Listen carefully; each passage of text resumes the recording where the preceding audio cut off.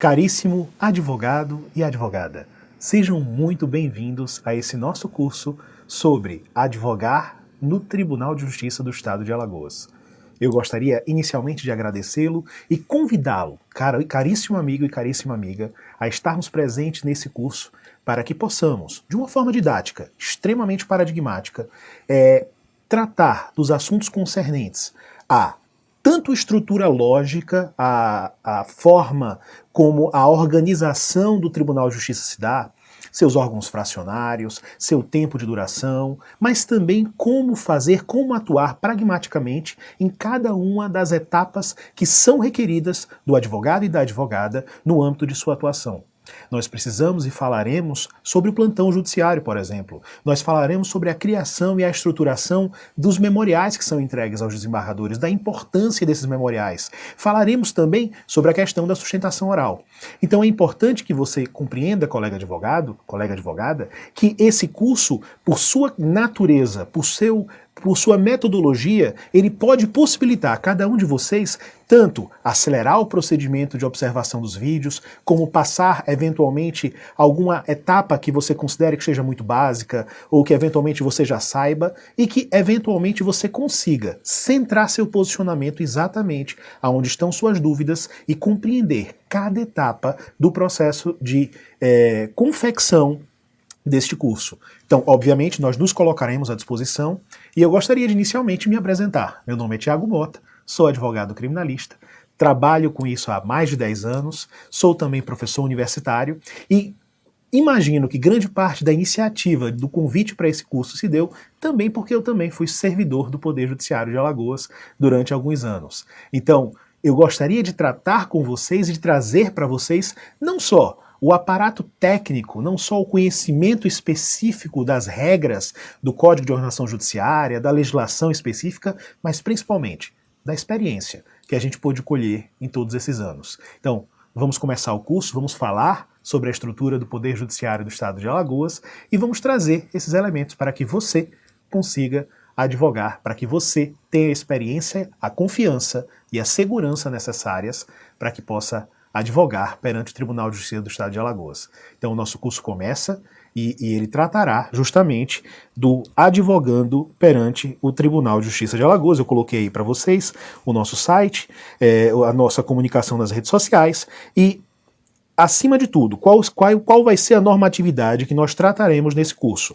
Nós falaremos, obviamente, da Constituição Federal, das convenções, das regras do direito internacional, de toda a legislação federal, estadual e principalmente da legislação municipal concernente à atividade judicante perante o TJ de Alagoas. Mas vejam, esse curso seria muito simples, seria muito, de uma certa forma, teórico, se nós não nos aprofundássemos especificamente naquilo que torna a atividade perante o TJ de Alagoas diferenciada. Então, verão na tela que nós trataremos muito especificamente do Código de Organização Judiciária de Alagoas, que é a Lei Estadual número 6564 de 2005, e principalmente do regimento interno e das resoluções e portarias do TJ de Alagoas que tem relação com a atividade advocatícia.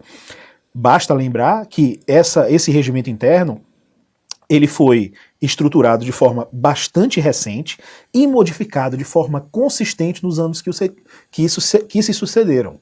Então, a gente vai tentar passar grande parte dessas modificações que foram feitas no regimento, algumas inclusive recentes deste ano de 2019, e a partir daí tentar mostrar para vocês para que não haja qualquer tipo de dúvida sobre a forma de atuar, sobre a estrutura dos órgãos e, acima de tudo, sobre os instrumentos jurídicos que estão à disposição de você, advogado e advogada, no exercício de sua profissão perante o TJ.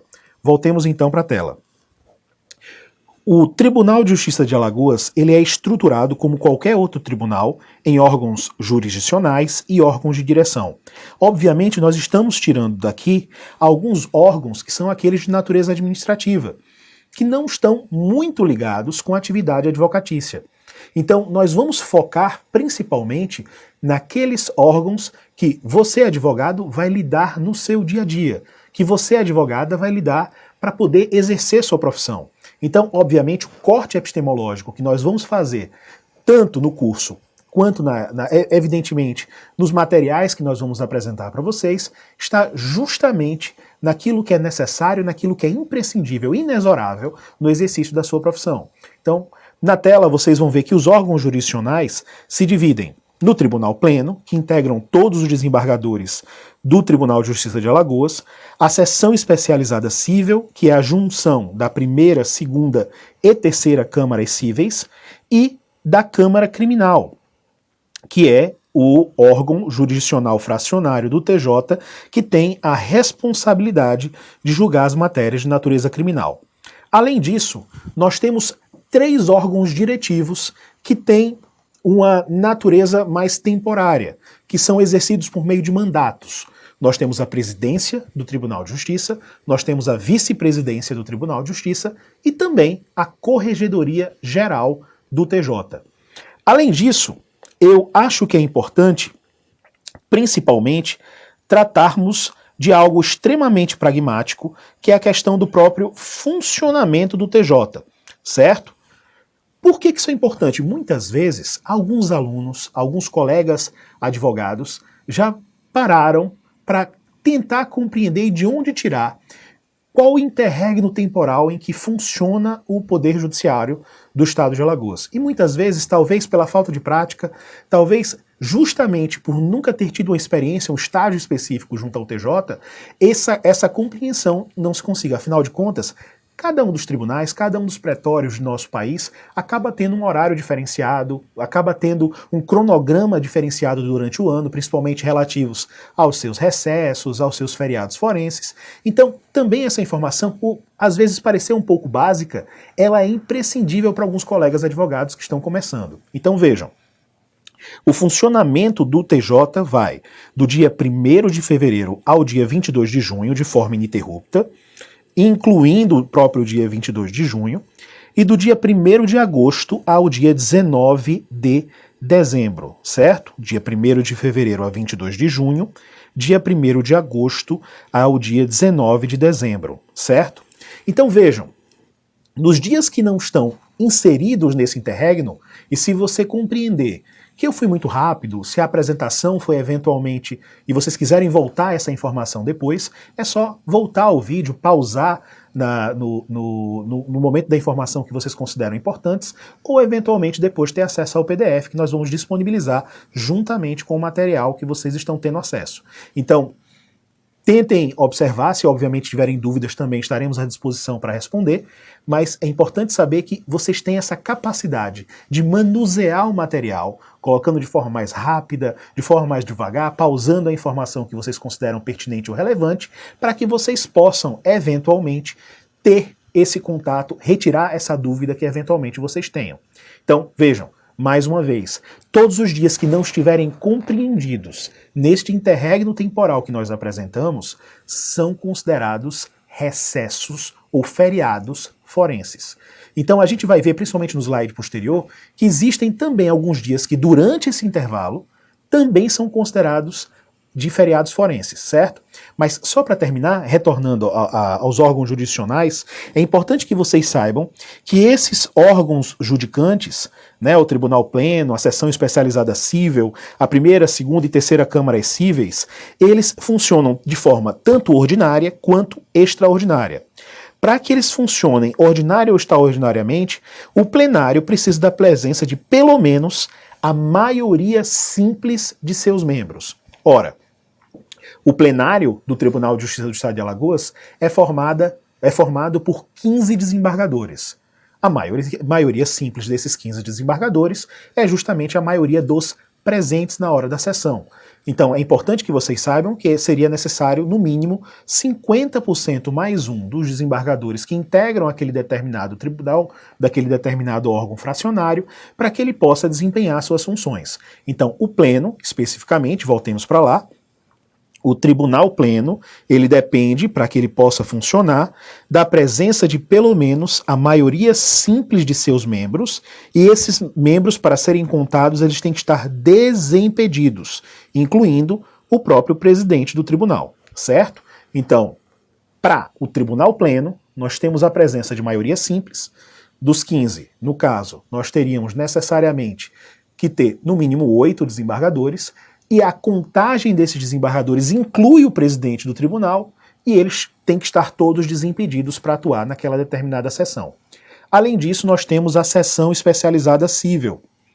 A seção especializada cível, por sua vez, ela depende da presença mínima de 5 desembargadores. Mais uma vez, a regra da presença dos desembargadores, tanto para o tribunal pleno quanto para a seção especializada cível, é a contagem feita por desembargadores desimpedidos. Pleno, maioria simples, seção especializada cível, no mínimo 5 desembargadores, e o regimento interno ainda faz mais um apontamento que é importante para a compreensão de vocês. Como a seção especializada cível, ela integra a primeira, segunda e terceira câmaras cíveis, é importante que vocês saibam que o regimento interno exige representatividade de cada uma das câmaras. Então não basta que existam 5 desembargadores no mínimo. É preciso que haja 5 desembargadores e que haja representatividade da primeira Câmara, da segunda Câmara e da terceira Câmara cíveis. Então, para além da exigência de um mínimo de desembargadores para que se dê instalada a sessão tanto ordinária quanto extraordinariamente, é preciso que haja representatividade de cada uma das câmaras do tribunal. Além disso, senhores, nós temos as câmaras isoladas, né? A primeira Câmara individualmente, a segunda Câmara individualmente, a terceira Câmara individualmente e a Câmara Criminal. Nesse caso, a instalação dos trabalhos em cada uma dessas câmaras se dá com a presença de todos os seus integrantes, certo? É preciso, obrigatoriamente, como as câmaras são formadas, em regra, por 3 desembargadores, é preciso que haja a presença de todos 3 para que haja a instalação e o início dos trabalhos de cada um desses órgãos judicantes. Então vejam que como os órgãos fracionários isolados do Tribunal de Justiça são menores, a exigência de participação dos desembargadores acaba sendo maior. Vamos para frente. São consideradas exceções ao funcionamento do TJ os chamados feriados forenses, certo? Então, são considerados feriados forenses, e prestem atenção principalmente nessa lista, os dias da Semana Santa, compreendidos desde a quarta-feira até o domingo de Páscoa, e aí prestem atenção. Cuidado, porque tanto na Semana Santa quanto no Carnaval, o número de dias compreendidos como feriados forenses para o Código de Organização Judiciária é diferente daqueles da lei municipal ou da lei estatual que trata da matéria. Então, o número de dias é bem mais amplo. Então, são considerados feriados forenses toda a Semana Santa e todo o Carnaval, como a gente vai ver. Então, vejam, reitero a informação. São feriados forenses os dias da Semana Santa, compreendidos da quarta até o domingo de Páscoa, os dias 11 de agosto e 8 de dezembro, vejam, os dias do Carnaval, compreendidos da segunda até a quarta-feira de cinzas, toda essa integralidade temporal é considerado recesso forense. São também considerados feriados os dias declarados assim por lei federal, por lei estadual e por lei municipal. Além disso, também são considerados feriados forenses aqueles dias que o presidente do Tribunal de Justiça declarar por ato de sua lavra. Então vejam que a lei fala que os atos que eventualmente sejam declarados pelo presidente do Tribunal de Justiça, por ato expresso dele, também serão considerados feriados forenses, certo? E, por fim, consideram-se feriados forenses os dias 23 de junho a 1º de julho e 20 a 31 de dezembro. Essa última aqui, que a gente se referiu, são os chamados recessos do judiciário. Então, tanto no meio do ano quanto no final do ano, o Tribunal de Justiça ele para por um determinado tempo para que durante esse prazo sejam normalmente atualizadas as tabelas, as classes processuais, sejam feitas uma série de atividades de natureza interna no Poder Judiciário, mas principalmente para você, colega advogado, para você, colega advogada, nesses dias não existem atividades de cunho administrativo ou jurisdicional concernentes à atividade advocatícia, pelo menos não de forma ordinária. Nesses dias Se você, colega advogado, tiver uma urgência, uma demanda que eventualmente requer atividade jurisdicional do tribunal, isso se dará por meio da chamada atividade de plantão. Se voltemos então para a tela, vocês vão ver que os feriados forenses são todos esses que nós colocamos aqui, e frise-se: não poderão nesses dias serem praticados atos forenses, exceto na conformidade do parágrafo 2º do 172 do CPC ou do artigo 797 do Código de Processo Penal. Resumo da ópera, para ficar simples, para ficar prático para vocês: nos dias em que são considerados feriados forenses para o Poder Judiciário, não serão possíveis os chamados atos ordinários de jurisdição, somente atos de plantão. Então, além desses dias, como a gente colocou, quaisquer feriados previstos por lei federal, por lei estadual ou por lei municipal serão considerados feriados também no âmbito da atividade do Poder Judiciário do Estado de Alagoas. É bem interessante que vocês saibam que, como o Tribunal de Justiça está localizado em Maceió, feriados municipais de Maceió são feriados forenses. No âmbito do Poder Judiciário inteiro, claro, eventuais comarcas que se encontrem em outros municípios vão levar em consideração suas leis municipais para considerarem os chamados feriados forenses locais. Vamos para frente, senhores. O Tribunal de Justiça, como a gente já disse, é composto por 15 desembargadores, ele é o órgão superior do Poder Judiciário, ele tem sede na capital, em Maceió, e sua jurisdição é continente de todo o território estadual. Ele se compõe, como vocês podem ver, essa é exatamente a composição do Poder Judiciário de Alagoas, ele é composto de 15 desembargadores. É um tribunal relativamente pequeno. É um tribunal que tem ainda poucos desembargadores. E essa é a atual composição do Poder Judiciário de Alagoas. Como vocês podem ver, nós temos os 15 desembargadores que integram o Tribunal de Justiça, todos providos em conformidade com a Constituição e com a Lei de Regência da Magistratura Nacional.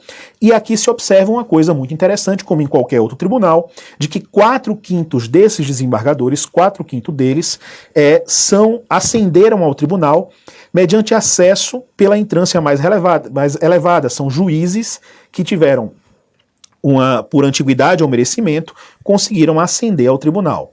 No entanto, para além desses 4/5, como em qualquer outro tribunal, 1/5 dos membros do Poder Judiciário do Estado de Alagoas, 1/5 dos membros do Tribunal de Justiça do Estado de Alagoas, dos desembargadores que a gente colocou aqui, vieram, seja do Ministério Público, ou, eventualmente, da Ordem dos Advogados do Brasil e sua seccional de Alagoas. Então, são indivíduos, por exemplo, aqueles que vieram da OAB, passaram por um escrutínio extremamente difícil, né, por uma eleição, em que se elegeram 6 membros por meio da própria ordem, por voto direto. Esses 6 membros são encaminhados ao Tribunal de Justiça, que escolhe 3, e ao final o governador do estado escolhe um desses membros para integrar de maneira definitiva o Poder Judiciário de Alagoas. E cuidado, em matéria de estabilidade, ao contrário dos juízes em que se exige um tempo para que eles alcancem a estabilidade, o desembargador, que é oriundo do 5º, ele alcança a sua estabilidade funcional a partir do momento em que ele toma posse